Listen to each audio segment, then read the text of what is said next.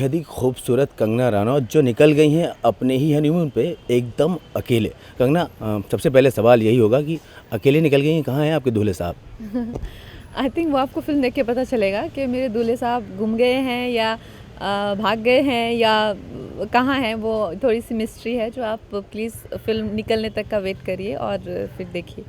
विकास जी, कंगना से दोबारा हम ये सवाल ज़रूर पूछेंगे, लेकिन ये बताइए प्रोमोज़ जो अभी तक जो ट्रेलर बाहर आया है उसमें बहुत ही ज़्यादा कैची है वो ट्रेलर, और ख़ास तौर पे जिस तरह के डायलॉग संवाद उसमें नज़र आ रहे हैं बहुत इम्प्रॉम्प्टू हैं ये, और उन्होंने खुद भी इम्प्रोवाइज़ किया। तो आपका बीइंग ए डायरेक्टर क्या कहना है उन डायलॉग्स के बारे में? मुझे क्या लगता है कि एक बारी अगर एक्टर अपने किरदार में कैरेक्टर में घुस गए हैं पूरी तरह से, तो जो नेचुरली उनसे आता है that is the best form of delivering.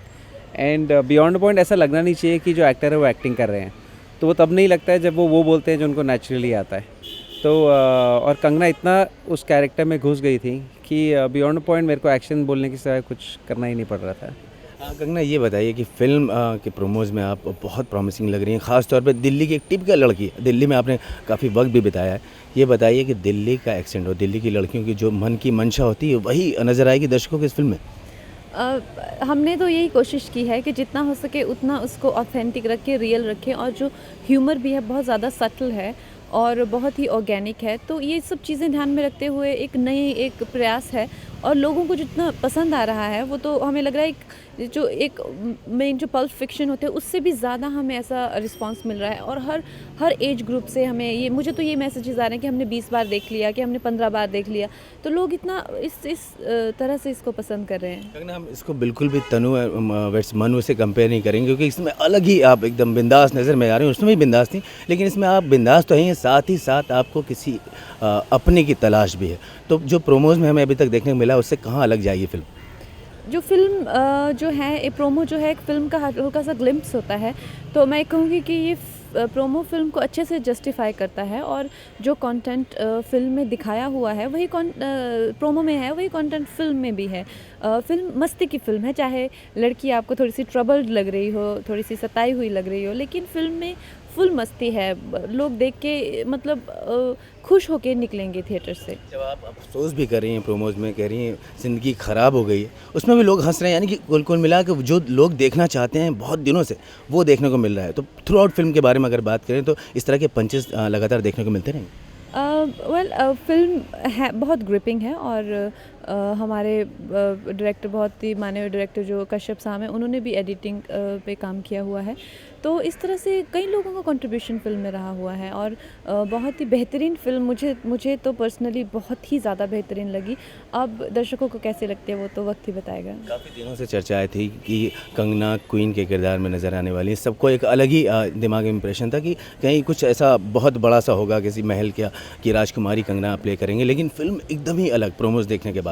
तो किस तरह से आप इसको पोर्ट्रे करेंगी कि वो क्वीन अल्टीमेटली समझ में आए, नज़र आए? आई थिंक फ़िल्म के लास्ट फ्रेम तक आप लोगों को पता चल जाएगा कि why is this film called queen, क्योंकि थोड़ा सा आयरॉनिक है जिस तरह से लड़की अभी दिख रही है। काफ़ी बहुत ही अच्छा कॉन्सेप्ट है। विकास, एक चीज़ जानना चाहेंगे, मैंने कहीं पढ़ा भी है कि फ़िल्म की शूटिंग के दौरान कंगना बहुत इम्प्रोवाइज़ करती थी, जो कि बहुत हद तक आपको भी पसंद आता था और फ़िल्म के बाकी टीम को पसंद आता था, तो उसको फिट भी किया गया है कई सीन्स में। तो कुल मिला के ये इनका नेचुरल टैलेंट है या उस सीन में, उस किरदार में घुसने के बाद वो सारी चीज़ें निकल के आई? आई थिंक एक इनका हार्ड वर्क है, एक एफर्ट है कैरेक्टर में घुसने का। और जब हम लिखते हैं और जब हम बोलते हैं उसमें कई बारी बहुत बड़ा गैप होता है, तो वो गैप को वो नैरो ब्रिज कर देती थी एज कैरेक्टर वेरी वेल। और उसकी वजह से ही वो dialogues are seeming so natural now, जो अगर शायद हम सीधा ही वैसे बोल देते जैसे लिखा हुआ था तो शायद वो थोड़ा प्लास्टिक होता और ये मज़ा चला जाता उसका। ना, जिस तरह का आपने फ़िल्म क्रिश 3 में किरदार किया है, बहुत स्टाइलिश लगी हैं, बहुत फैशनेबल लगी हैं, लेकिन इसमें एकदम अपोजिट, लेकिन वही खूबसूरती बरकरार है। तो हम ये राज ज़रूर जानना चाहेंगे कि कैसे आप मैनेज कर पाती हैं किरदारों को गेटअप के साथ में?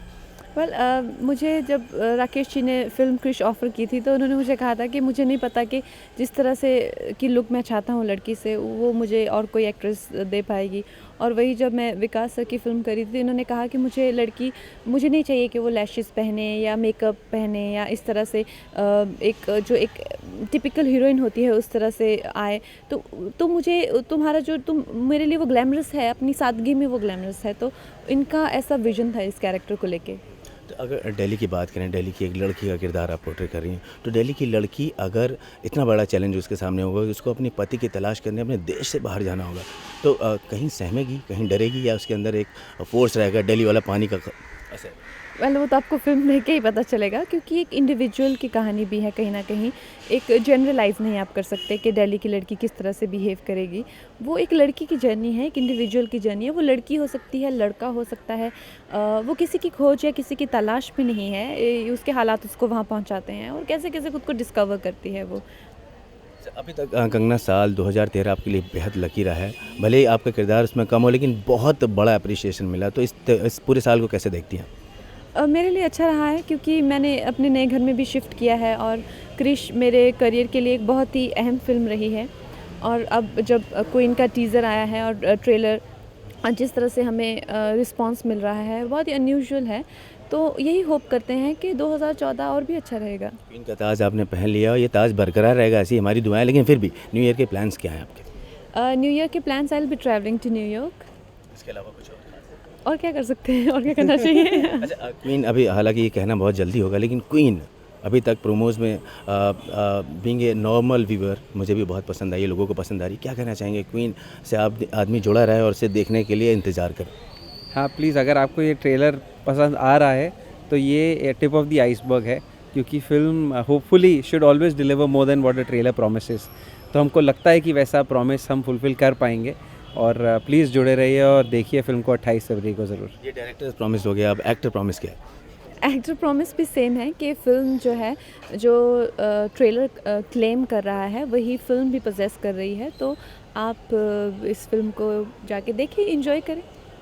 ये थी कंगना रनावत, जिन्होंने बताया कि ये फ़िल्म देखें और एंजॉय करें, क्योंकि इस बार वो जो धमाल मचाने जा रही हैं वो आपने इनकी फ़िल्मों में पहले कभी नहीं देखा होगा। कैमरामैन सनी के साथ अनुराग गुप्ता।